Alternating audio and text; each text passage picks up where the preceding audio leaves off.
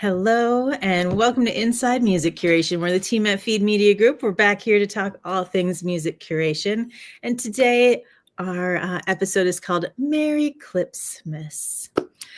Christmas is indeed coming. If you are a brand, you've likely already started thinking about how the holidays work into your customer experience. And one way to add a dash of the holidays is with music, something that we talk about a lot here at Feed FM, and specifically curating music for businesses, whether it's in an app or in a physical location. Music has the ability to create different emotions and spark different thoughts. And for a lot of years, for us, that's meant creating mixes and entire stations of holiday hits, whether it's for digital fitness or other apps. Now we have a new product. It's called Feed Clips, and it has us thinking about music and specifically holiday music in a different way, in a shorter way, talking about short form content. Stens, maybe you want to tell us a little bit about Feed Clips, and then we can dive into the Christmas holiday music element of that.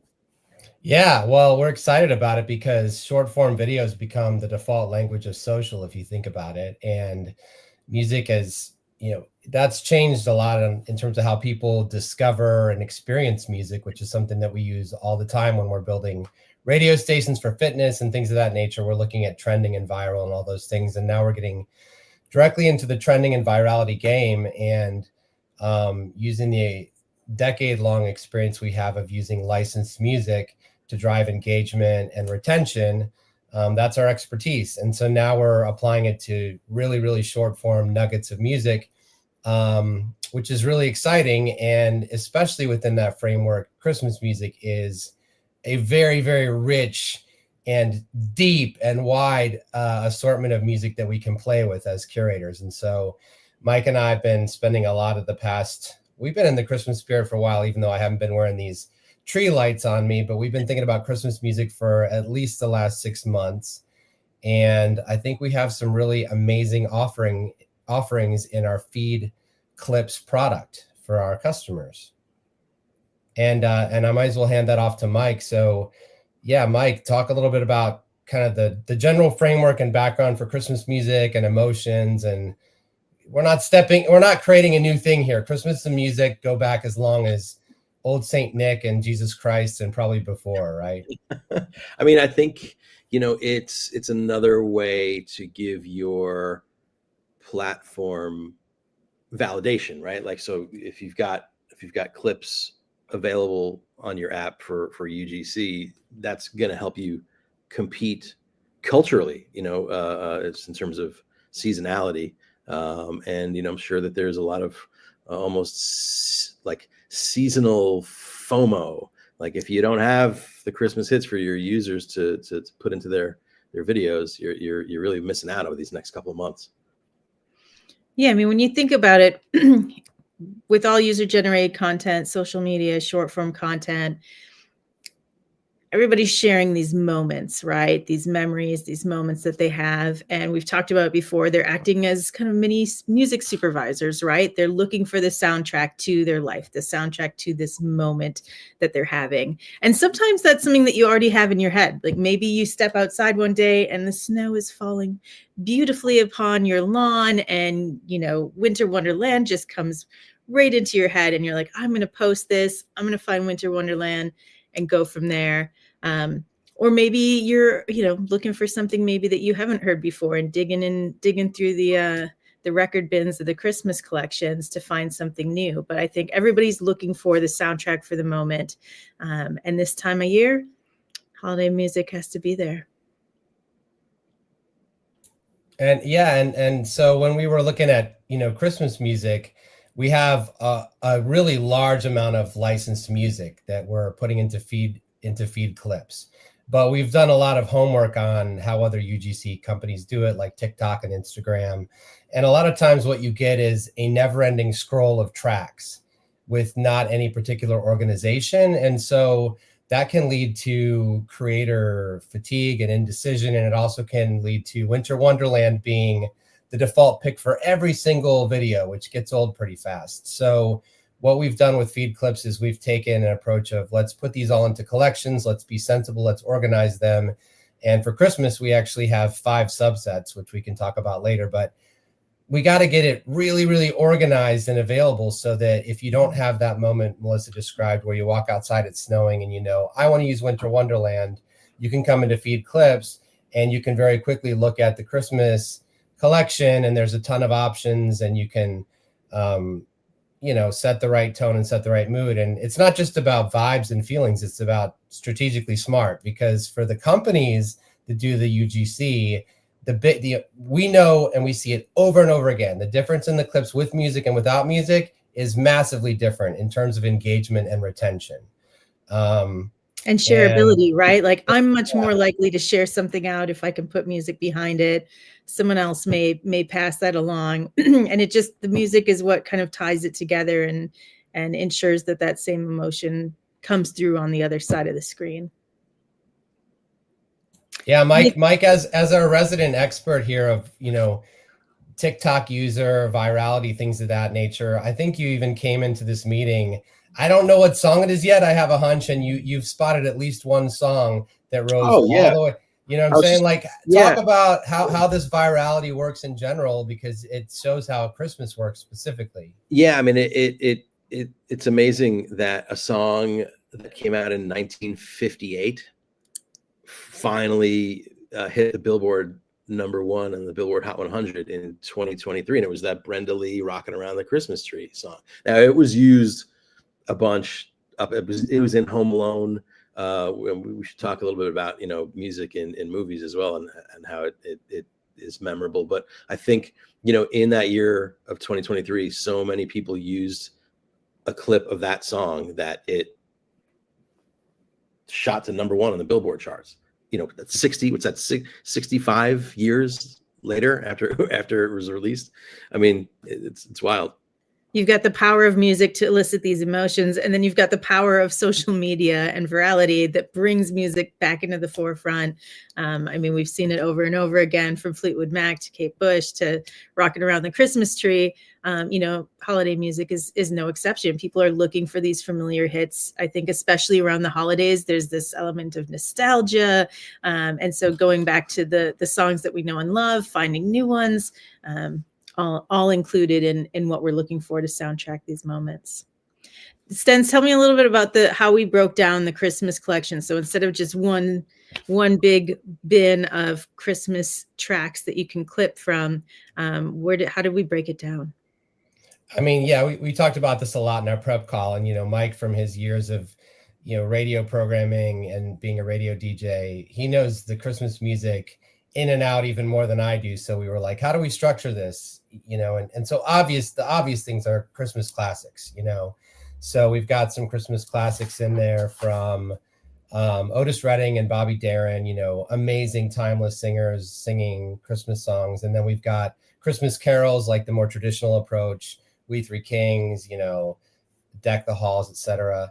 And then Christmas pop, which we spend a lot of our time with regularly. So we've got Kelly Clarkson and Kylie Minogue and things like that. So and then you got deep cuts, which is kind of a grab bag of things. If you want to hear Kodak Black rapping his original song "Slay Like Santa," yeah, it's that Slay, SLAY.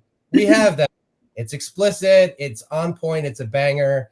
And then we've got lots of Christmas music from the famous live touring act Trans-Siberian Orchestra. So that's a juggernaut anyways. And so we've got a ton of their incredible recordings. So yeah, a lot of variety of Christmas music.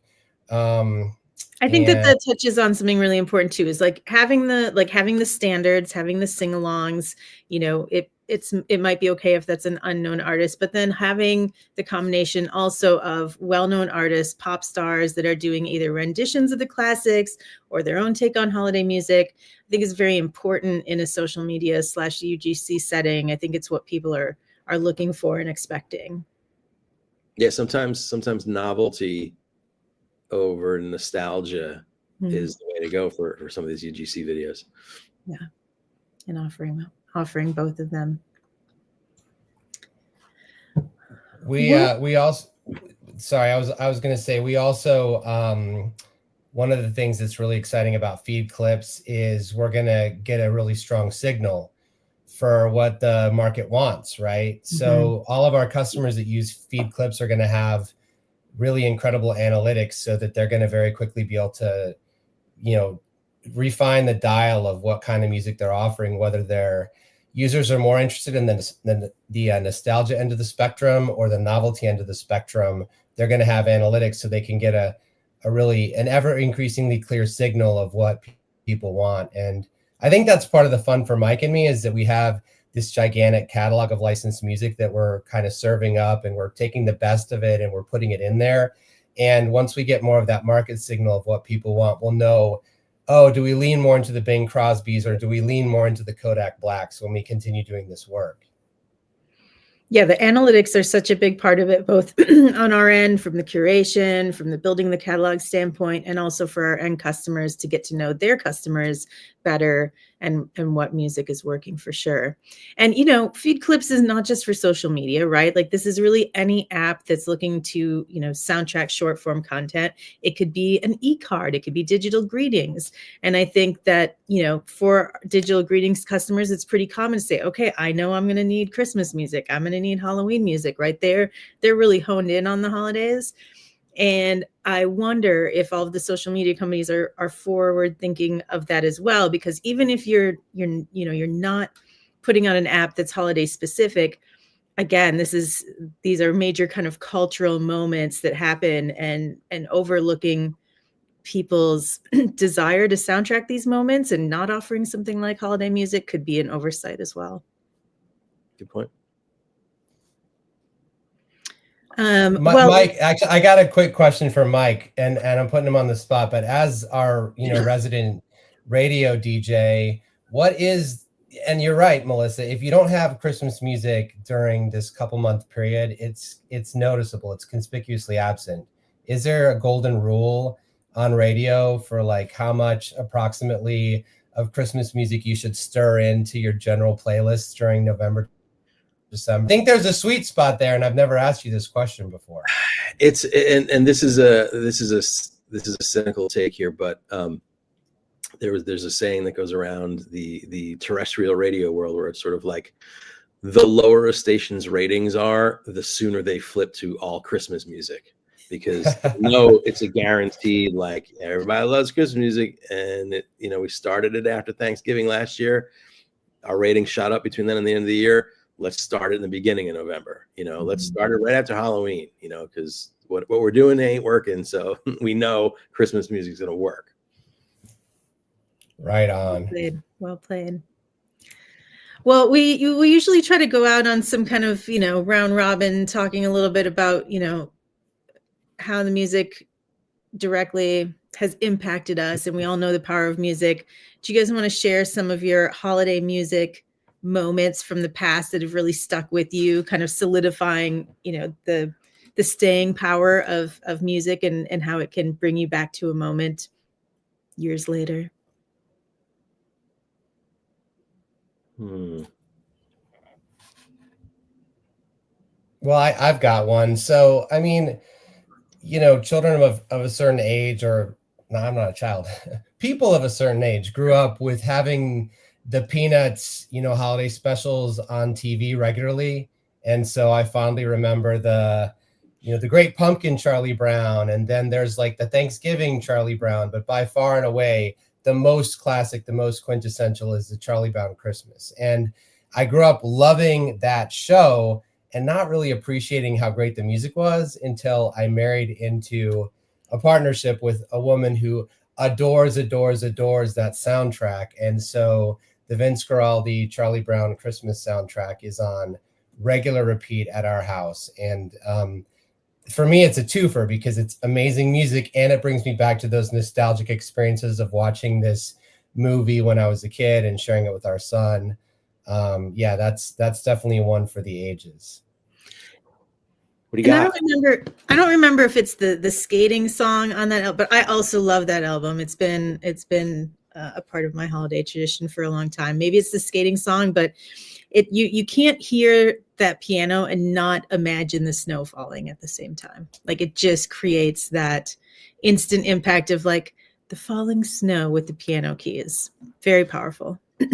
One of the things that I I'm weird in that I like hearing, original holiday tracks, and the one just pops into my head. It's back from my artist management days. I managed a singer songwriter, and I was like, hey, look, the holidays are coming up. You should record some holiday cover songs. I think you should also write a couple of originals. She's very against it, very. And she's like, hey, after a few weeks, she's like, I wrote one and I recorded it. And here it is. It's about killing Santa Claus. Now, this is a singer-songwriter, who plays an acoustic guitar. Her music is very folk-based. And she wrote a song about killing Santa called Maybe Next Year. And it became a fairly big holiday hit for her. And it still pops up in playlists on the DSPs. I mean, this is 15 years ago. Great A&R, and Mike does A&R for Feed Media Group too. That's and another one. We always get these great insights into your incredible A&R work. Killing Santa Claus. You heard it here first. Yeah. Not first. You're probably already listening to it. Apparently. Know the song, it's on the DSPs already. Yeah. Well, I'll say, for me, thinking about holiday music, Charlie Brown Christmas is up there. But if I think holiday music, the first thing that comes to my mind is Home Alone. Like, I am instantly transported into Kevin McAllister's world, whether he is like running across town, this lone kid on a mission. I feel like the whole movie is just very well soundtracked. Rocking Around the Christmas Tree is in there. You've got, John Candy and a polka band and just all of the little pieces put together these really amazing scenes and emotions. And that's the first thing I think of when I think of holiday music. Well, and you've got the original soundtrack of John Williams, who is, I think, our greatest film composer. So you get those amazing, time-worn and loved nostalgic Christmas songs, and you get John Williams composing these new things. Like, wow. Yeah, it really takes the journey. Sure. Awesome. Well, hey, thanks so much, Mike Stenz, for bringing your curation experience to IMC as always. Thanks to everyone tuning in. And again, coming soon, our newest product, Feed Clips, short form music for short form content.